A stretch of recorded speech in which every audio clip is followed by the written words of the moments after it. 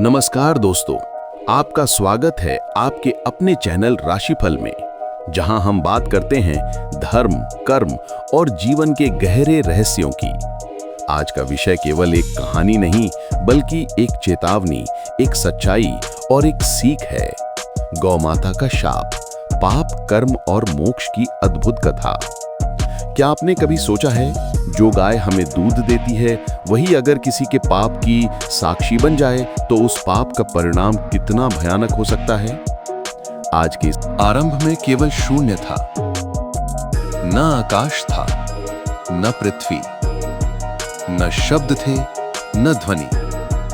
केवल एक दिव्य प्रकाश था, वही जो ब्रह्म कहलाया। उसी ब्रह्म से जब सृष्टि की पहली तरंग उठी, तब अग्नि, वायु, जल और पृथ्वी की उत्पत्ति हुई। और जब पृथ्वी ने जीवन को धारण किया, तब उस जीवन के पालन के लिए एक पवित्र शक्ति का अवतरण हुआ। वो शक्ति थी गौ माता। वेद कहते हैं, गावो विश्वस्य मातरः, अर्थात गाय संपूर्ण जगत की माता है। वो बिना मांगे देती है, बिना भेदभाव के सबका पालन करती है। वो धरती पर ईश्वर के प्रेम का प्रतीक है। गौमाता केवल दूध नहीं देती, वो अन्न में अमृत, वायु में पवित्रता और मन में शांति देती है।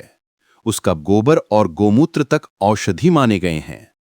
ऋषियों ने कहा है, गोमयात पवित्रम नास्ति। गाय का गोबर सबसे पवित्र है, क्योंकि उसमें 5 तत्वों का संतुलन होता है। गाय को मां इसलिए कहा गया क्योंकि वो देने वाली है, लेने वाली नहीं। जब मनुष्य भूखा होता है, तो वो अपने बछड़े के हिस्से का दूध भी मनुष्य को दे देती है। उसकी आंखों में करुणा होती है, उसकी सांसों में ममता। वो मौन रहकर भी सिखाती है कि प्रेम शब्दों से नहीं, भावना से होता है। भगवान श्री कृष्ण जब नंदगांव में पले, तो उन्होंने अपने जीवन का सबसे बड़ा समय गौओं के साथ बिताया। उन्होंने उन्हें गोपियां कहा और स्वयं को गोपाल, अर्थात गौओं का पालक। वो लीलाएं केवल खेल नहीं थीं, वो एक संदेश थीं कि ईश्वर भी सेवा से महान होता है। वेदों में कहा गया है, गौ सर्वदेवमयी, अर्थात गाय में सभी देवताओं का निवास है। उसके शरीर में ब्राह्मण का तेज, विष्णु का पालन, शिव का संहार और माता पृथ्वी की सहनशीलता निवास करती है। जब कोई व्यक्ति गाय की सेवा करता है, तो वो केवल एक पशु की नहीं, बल्कि संपूर्ण सृष्टि की सेवा करता है। गाय के रांभने की आवाज एक प्रार्थना जैसी होती है।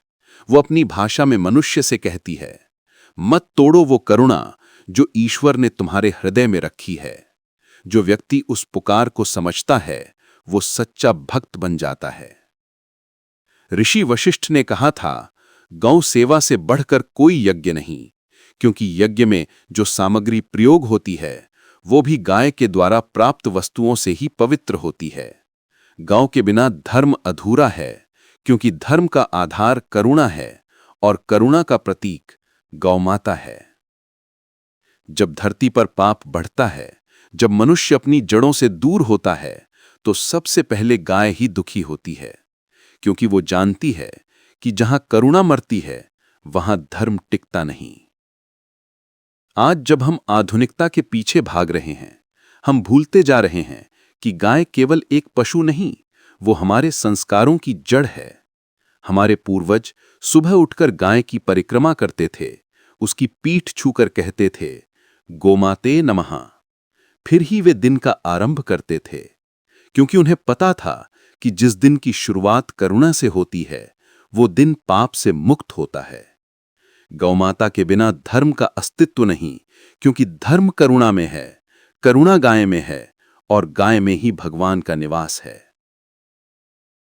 यही कारण है कि जिसने गाय का अपमान किया, वो अपनी ही ईश्वर से दूर हुआ, और जिसने उसकी सेवा की, वो अमरता को प्राप्त हुआ। गौमाता साक्षात करुणा की मूर्ति है। उसका स्मरण ही पापों का नाश करता है और उसकी सेवा जीवन को पवित्र बनाती है। एक समय था जब धरती पर धर्म का प्रकाश चारों ओर फैला हुआ था। लोग सादगी से जीते थे, गौमाता की सेवा करते थे और प्रकृति को देवता मानते थे। हर घर में सुबह की शुरुआत गौ के चरण स्पर्श से होती थी। बच्चे गौशाला में रोटी खिलाते थे, बुजुर्ग उसके नाम से जप करते थे और स्त्रियां उसकी परिक्रमा कर दिन का शुभारंभ करती थीं।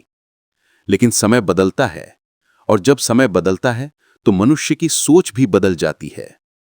धीरे धीरे करुणा की जगह लालच ने ले ली, प्रेम की जगह लोभ ने और सेवा की जगह स्वार्थ ने। एक नगर था, समृद्ध, सुनहरा, व्यापार से भरा हुआ। वहां के लोग धन के पीछे भागते थे, लेकिन धर्म से दूर हो चुके थे। वहां एक व्यापारी रहता था जिसका नाम था सुरेश दास। वो पहले दयालु था, लेकिन धीरे धीरे उसके मन में धन की प्यास बढ़ने लगी। उसने सोचा, धन ही सब कुछ है, धर्म और करुणा से पेट नहीं भरता। वो अपने धन को बढ़ाने के लिए किसी भी हद तक जाने लगा। गौशाला में पहले वो दान देता था, अब वो देना बंद कर दिया। वो कहता, इन जानवरों को खिलाने से क्या होगा, इनसे तो कोई लाभ नहीं।